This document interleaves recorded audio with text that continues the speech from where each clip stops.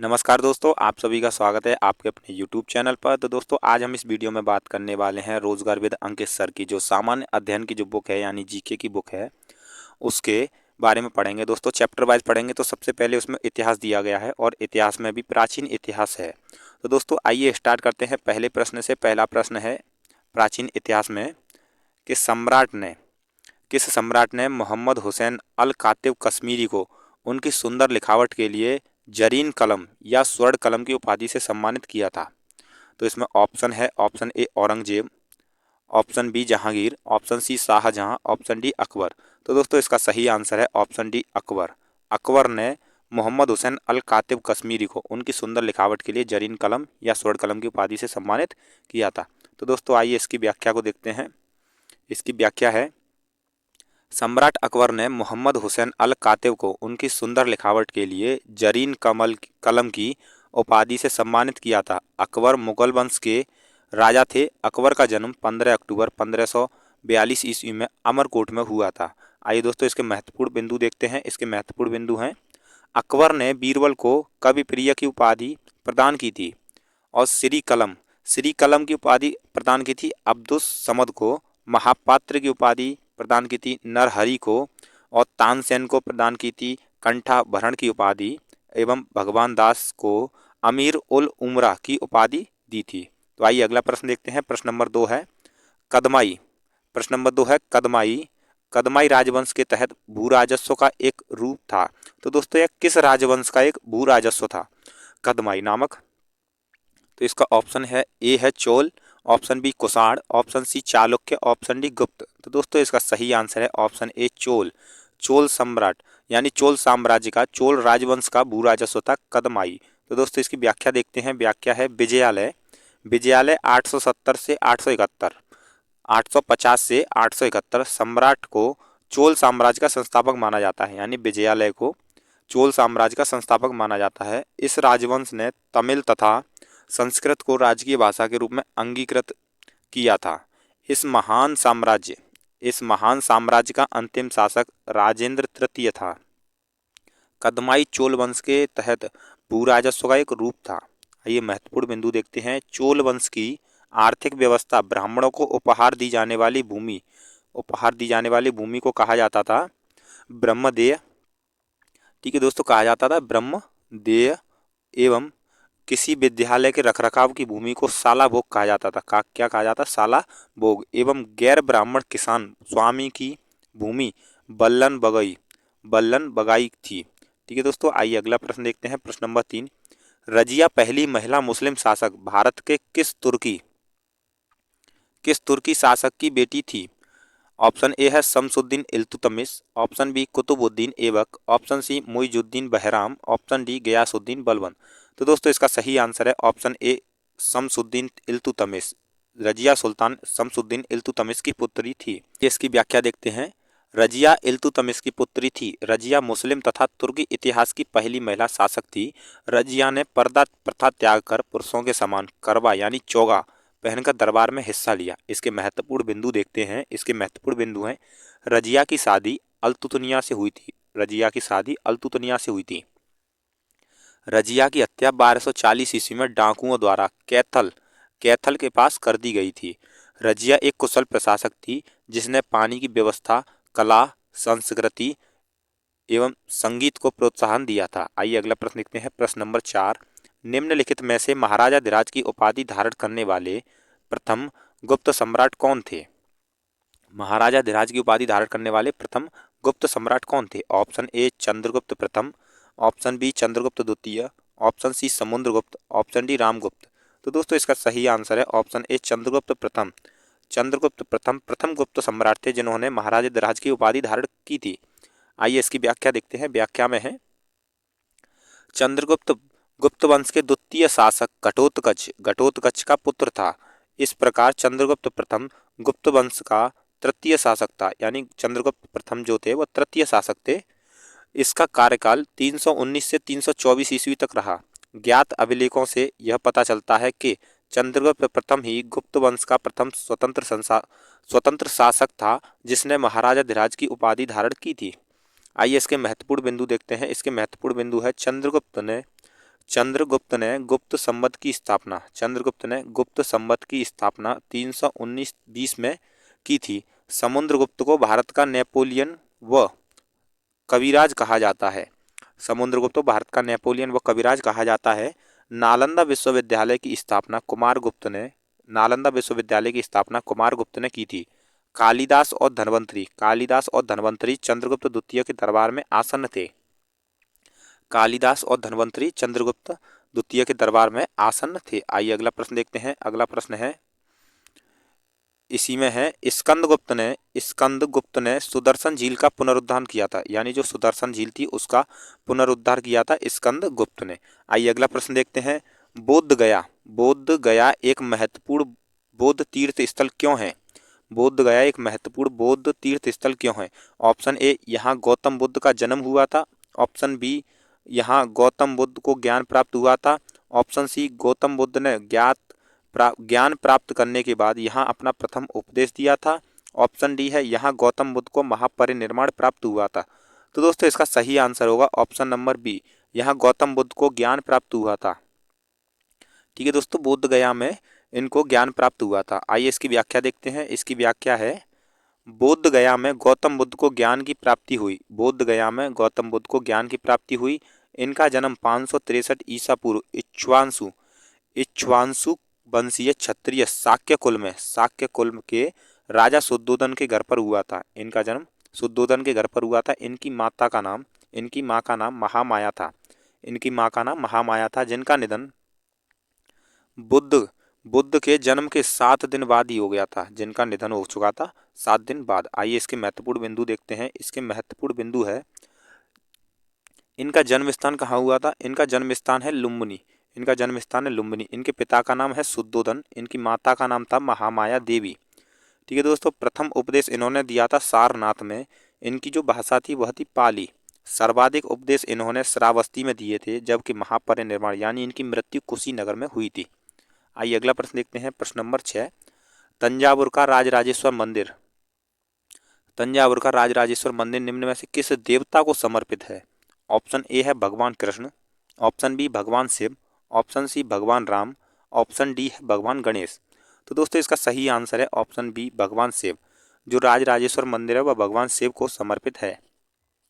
आइए इसकी व्याख्या देखते हैं। इसकी व्याख्या है, तंजौर का राजराजेश्वर मंदिर या इसी को बोलते हैं बृहदेश्वर मंदिर का निर्माण राजराज प्रथम ने 1000 ईस्वी में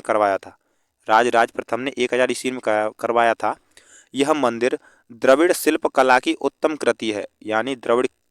द्रविड़ शिल्प कला की उत्तम कृति है। यह तमिलनाडु राज्य में स्थित है। यह किस राज्य में स्थित है? तमिलनाडु राज्य में स्थित है। यह भगवान शिव को समर्पित है। इसके महत्वपूर्ण बिंदु देखते हैं दोस्तों। इसके महत्वपूर्ण बिंदु हैं, विरूपाक्ष मंदिर जो कि हम्पी में है। वह किसको समर्पित है? भगवान शिव को। जबकि मीनाक्षी मंदिर जो कि मदुरई में है, यह किसको समर्पित है? शिव एवं पार्वती को। पद्मनाभ स्वामी मंदिर तिरुअनंतपुरम में स्थित है। कहाँ है? तिरुअनंतपुरम। यह भगवान विष्णु को समर्पित है। जबकि लिंगराज मंदिर जो कि भुवनेश्वर में है, यह भगवान शिव को समर्पित है। आइए अगला प्रश्न देखते हैं। प्रश्न नंबर 7 है, मुगल सम्राट बाबर के बारे में निम्नलिखित में से कौन सा कथन गलत है? तो दोस्तों इसमें एक कथन गलत बताना है, कौन सा है? जब वह यानी कि जो बाबर, जब वह सिंहासन पर बैठा था तो उसकी उम्र 18 वर्ष थी। ऑप्शन ए। ऑप्शन बी है, उसने फरगना के राज सिंहासन पर विजय प्राप्त की थी। ऑप्शन सी है, उसने 1494 ईस्वी में राज सिंहासन प्राप्त किया था। ऑप्शन डी है, वह प्रथम यानी वह पहला मुगल सम्राट था। तो दोस्तों इसका सही आंसर होगा ऑप्शन ए। जब वह सिंहासन पर बैठा था तो उसकी उम्र 18 वर्ष थी। तो दोस्तों यह कथन गलत है। आइए इसकी व्याख्या देखते हैं। इसकी व्याख्या है, जहीरुद्दीन मोहम्मद उर्फ बाबर मुगल साम्राज्य के संस्थापक और प्रथम शासक था। ठीक है दोस्तों, यह प्रथम शासक था मुगल साम्राज्य का। इनका जन्म मध्य एशिया के वर्तमान उज्बेकिस्तान में हुआ था। 1504 ईस्वी में काबुल को जीतकर 1504 ईस्वी में काबुल को जीतकर बादशाह की उपाधि धारण की थी। इसमें दोस्तों महत्वपूर्ण बिंदु देखते हैं। महत्वपूर्ण बिंदु है मुवैयान नामक पद्म शैली। मुवैयान नामक पद्म शैली का जन्मदाता बाबर को कहा जाता है। बाबर ने सर्वप्रथम तुगलमा युद्ध नीति का प्रयोग किया था। बाबर ने सर्वप्रथम तुगलमा युद्ध नीति का प्रयोग किया था। बाबर ने कलंदर तथा गाजी की उपाधि धारण की थी। कलंदर एवं गाजी की उपाधि धारण की थी। बाबर तुर्की में कृत संकलन है। बाबरनामा तुर्की में कृत संकलन है, यानी कि तुर्की भाषा में लिखी हुई है। बाबर की मृत्यु 1530 ईस्वी में 1530 ईस्वी में आगरा में हुई थी। आइए दोस्तों अगला प्रश्न देखते हैं। अगला प्रश्न है प्रश्न नंबर 8। निम्नलिखित में से कौन सी पुस्तक बाणभट्ट द्वारा लिखी है? कौन सी पुस्तक बाणभट्ट के द्वारा लिखी हुई है?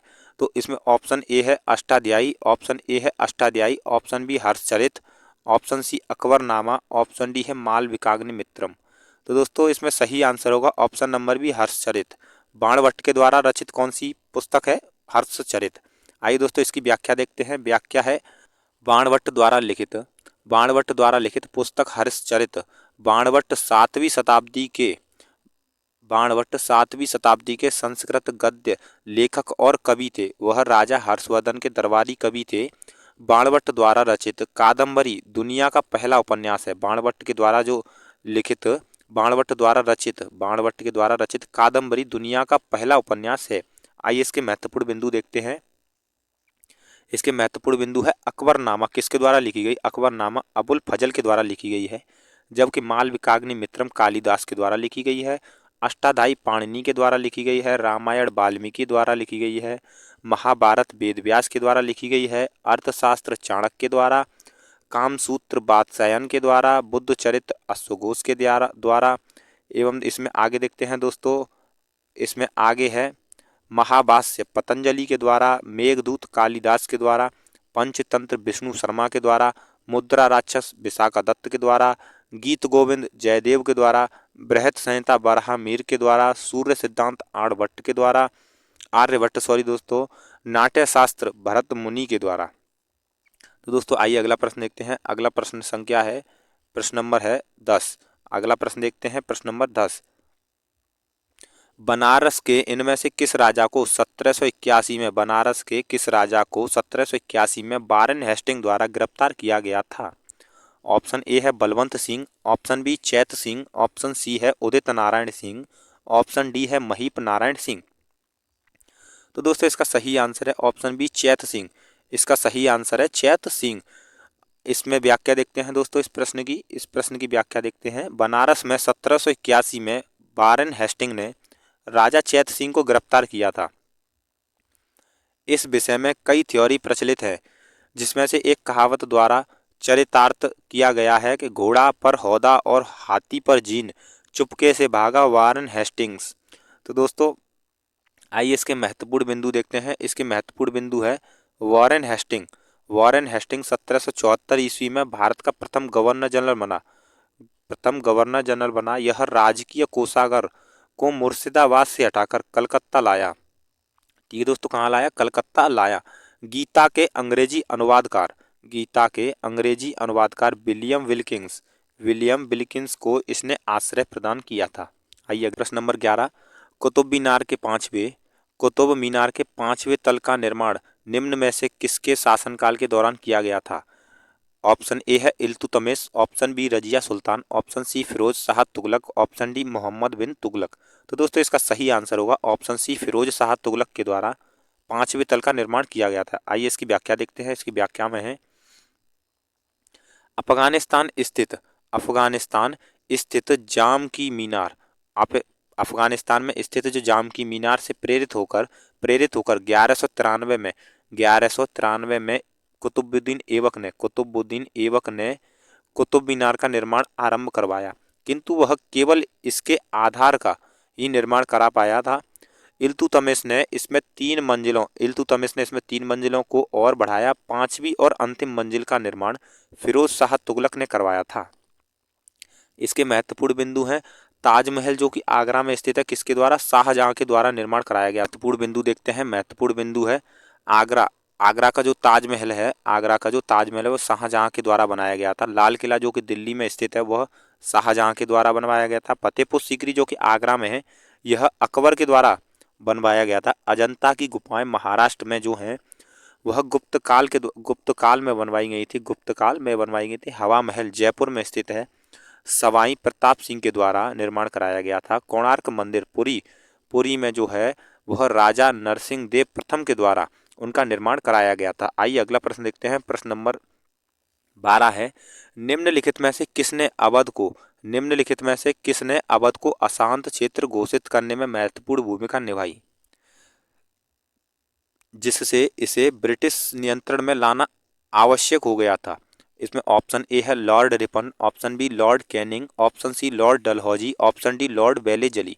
तो दोस्तों इसका सही आंसर है option number C, lord Dalhousie के द्वारा अशांत क्षेत्र किया गया था। आइए इसमें व्याख्या में देखते हैं। लॉर्ड डलहौजी ने अवध को अशांत क्षेत्र घोषित करने में महत्वपूर्ण भूमिका निभाई। डलहौजी का कार्यकाल 1848 से लेकर 1856 ईस्वी तक रहा। डलहौजी ने अपने शासनकाल में व्यपगत का सिद्धांत लागू किया। शिक्षा संबंधी सुधारों में इसने 1854 में वुड डिस्पैच लागू किया। इनके शासनकाल में ही भारत में प्रथम बार रेलगाड़ी चली थी।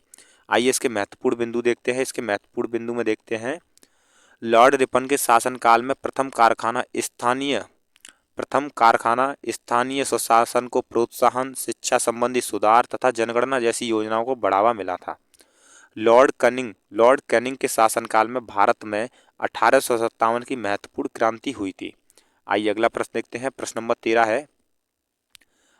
है, 1865 में निम्नलिखित में से किसे बॉम्बे का पहला नगर आयुक्त नियुक्त किया गया था। ऑप्शन ए है Arthur Crawford, option B H Fowler, option C Charles एंटकिसन, ऑप्शन डी है विलियम हंटर। तो दोस्तों इसका सही आंसर है ऑप्शन ए आर्थर क्रॉफर्ड। इसका सही आंसर है आर्थर क्रॉफर्ड। इसका सही आंसर है आर्थर क्रॉफर्ड। तो दोस्तों आइए इसकी व्याख्या देखते हैं। इसकी व्याख्या में देखेंगे, आर्थर क्रॉफर्ड को बॉम्बे का पहला नगर आयुक्त नियुक्त किया गया था। आइए इसके महत्वपूर्ण बिंदु देखते हैं। महत्वपूर्ण बिंदु है, भारत में सर्वप्रथम 1687 ईस्वी में मद्रास में नगर निगम का गठन हुआ। फिर 1726 ईस्वी में कलकत्ता और बॉम्बे नगर निगम का गठन हुआ था। आइए अगला प्रश्न देखते हैं। प्रश्न नंबर 14 है, 1857 तक भारत के मुगल सम्राटों का लगभग 200 वर्षों तक निवास स्थान रह चुका था, वह क्या था। ऑप्शन ए परी महल, ऑप्शन बी आगरा किला, ऑप्शन सी जहांगीर महल, ऑप्शन डी लाल किला। तो दोस्तों इसका सही आंसर है ऑप्शन डी लाल किला। ठीक है दोस्तों, इसका सही आंसर है ऑप्शन डी लाल किला। आइए दोस्तों इसकी व्याख्या देखते हैं प्रश्न की। लाल किला 1857 तक मुगल सम्राटों के रहने का स्थान बन चुका था। 1857 की क्रांति से अंग्रेजों का आधिपत्य लाल किले पर स्थापित हुआ। लाल किले का निर्माण 1638 से लेकर 48 तक लगभग 20 सालों में हुआ था। इसके महत्वपूर्ण बिंदु है, प्रथम मुगल सम्राट बाबर था, अंतिम मुगल सम्राट बहादुर शाह जफर द्वितीय था। चित्रकला का स्वर्णिम काल जहांगीर के काल को कहा जाता है। निरक्षर मुगल शासक था अकबर। आइए अगला प्रश्न देखते हैं। प्रश्न नंबर 15 देखते हैं। प्रश्न नंबर 15 में कहा गया है, राजा टोडरमल निम्नलिखित में से किस मुगल सम्राट के शासनकाल के दौरान राजस्व मंत्री थे। Option A Humayun, option B Shahjahan, option C Jahangir, option D Akbar. तो दोस्तों इसका सही आंसर है ऑप्शन डी अकबर। अकबर के शासनकाल में वे राजस्व मंत्री थे। आइए इसकी व्याख्या देखते हैं प्रश्न की। इस प्रश्न की व्याख्या है, राजा टोडरमल अकबर के दरबार में राजस्व मंत्री थे। राजा टोडरमल अकबर के दरबार में राजस्व मंत्री थे। यह अकबर के दरबार में नवरत्नों में से थे। टोडरमल ने बांस के डंडों से भूमि पैमाई शुरू करवाई थी। महत्वपूर्ण बिंदु देखते हैं इसके। अकबर के दरबार में नवरत्न राजा बीरबल, तानसेन, अबुल फजल, फैजी, राजा मानसिंह, टोडरमल, मुल्ला दो प्याजा, फकीर अजुद्दीन, अब्दुल रहीम खाने खाना। तो दोस्तों आज हम इस वीडियो में 15 प्रश्न कर रहे हैं। आगे के प्रश्न हम अगली वीडियो में करेंगे। अगर दोस्तों आपको यह वीडियो अच्छी लगी हो तो अपने दोस्तों के साथ शेयर करें, सब्सक्राइब करें हमें चैनल को। दोस्तों जय